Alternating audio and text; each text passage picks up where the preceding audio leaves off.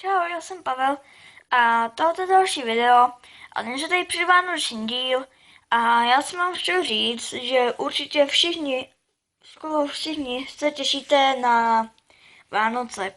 No a já jsem dával na YouTube jednu soutěž a to je o tom, to spolu dozvíte a vyhodnocení bude na Vánoce 24.12. No, ale teď k věci.